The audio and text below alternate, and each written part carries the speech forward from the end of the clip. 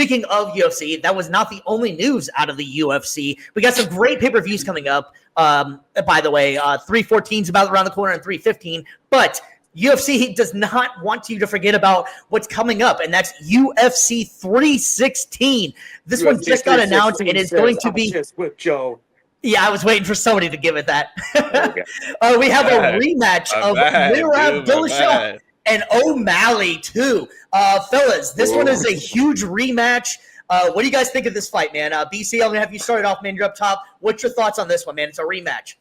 No, dude, I freaking love it, man. Like it's always great when we get, those big fights. I mean, obviously having dream matches, dream fights are amazing, but when you're able to get the rematch and then potentially based on what happens, we'll see if you can maybe get a trilogy out of it. Those are always huge for UFC. You're going to be driving, huge profit margins as far as like getting marketing out there. And it's, again, obviously getting ahead of myself with a trilogy fight there, but anytime you're able to run it back, it was a great fight the first go around, but anytime you're able to run it back and you're able to get, this rematch going, it's going to be exciting. I'm excited to see Sean O'Malley for sure getting another shot at the title.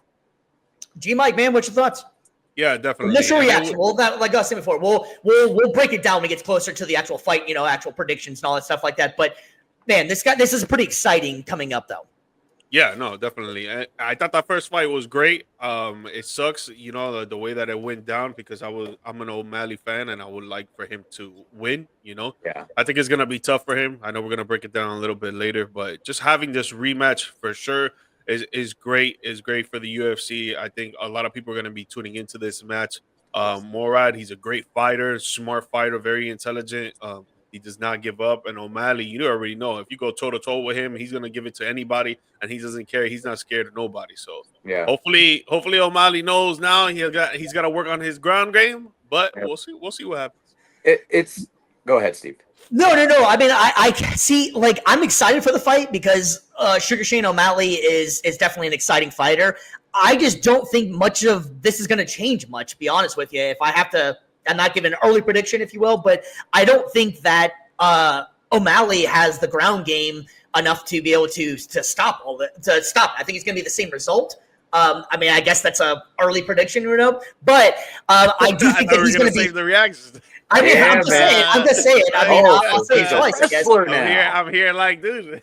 I mean, early bets, I don't know. But my point is, I'm saying is that this is going to be a cool fight, though. I am excited to see the sequel of this one and see if O'Malley has learned his lesson, like you were saying as well, because I think that this one's going to, I don't know, these wrestling guys have just been dominating the UFC so much. So it'd be interesting to see a striker take on one of these guys and maybe break the mold of what's been going on. Yeah, it's honestly when it comes, and that's what makes this rematch so interesting, though, too. Just because it's the tried and true, tested formula for generating clicks on your product. Striker versus grappler. It's never, and for the longest time we've always seen the grappler dominating. Habib versus Conor. You've always seen even Diaz versus Conor. If you're able to get this guy on the ground, the striker on the ground, then you basically won the fight. So really it's going to, for me, I don't even think you need to have O'Malley being a great, ground technician. Just be able to keep the fight up. If you can be able to stuff the takedowns, you can be able to keep it on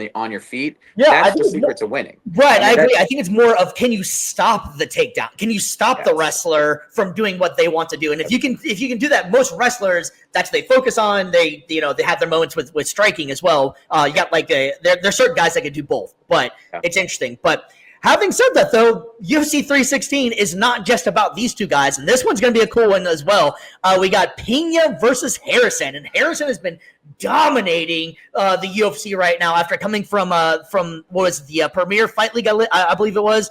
She has just been on a rampage, and man, UFC, they never cease to amaze and just put together great pay-per-views, man. Like, G-Mike, I'll let you go first on this one, man. Are you excited for this one?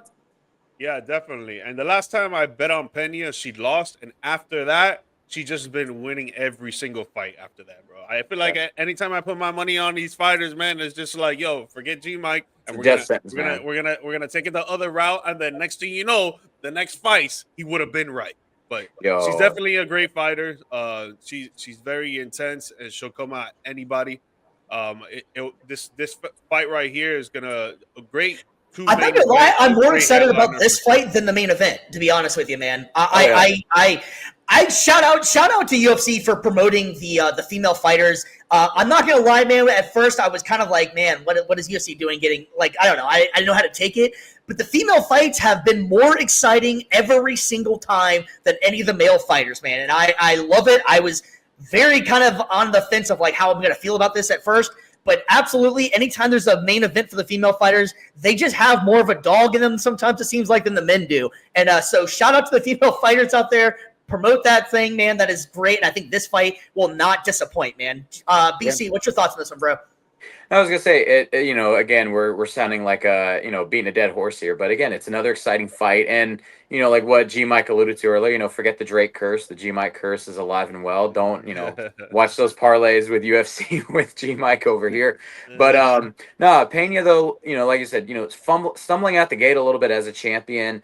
But being able to really, she's kind of come into her own. The last few fights, and so it's an interesting dynamic. Again, you've got the champion that has found her footing, and now to be able to come against this really, for lack of a better term, foreign adversary from a different league who's just been dominant. It's going to be interesting to see how she holds off. You're getting, for me, it's kind of giving me like Rocky 3 kind of vibes, he's able to, fight against the hot new Clubber Lang, as he's been dominant champion for a while. So it's very much that same route. And I like Pena's chances. Again, you can be the best in the world and dominate in another league, but when you come to the UFC, it's a different sport, different beast entirely. So, all right, like we have to do a quick A debate real league and quick. just going to the NBA. Like, it's not going to be the same at all. It's not going to be the same at all. And you seen it. I don't know if you saw what Spencer Dinwiddie was saying the other day, that he went up on a streamer's stream, one of the top streamers. I can't remember his name. But he asked him, he was like, yo, Patrick Beverly is balling overseas. He's dropping like 45, 50 points. Not every game, but every other game. He's like, yo, why is it that they ball so hard over there, but when in the NBA, they're not like that? And then Spencer Dinwiddie just broke it down as simple as possible. It's just like, bro, NBA players are amazing anywhere else. They go to LA Fitness, they go to overseas, they go to the G League, they're gonna ball the hell out. But when it's the NBA, it's completely different. It's the same thing 1%.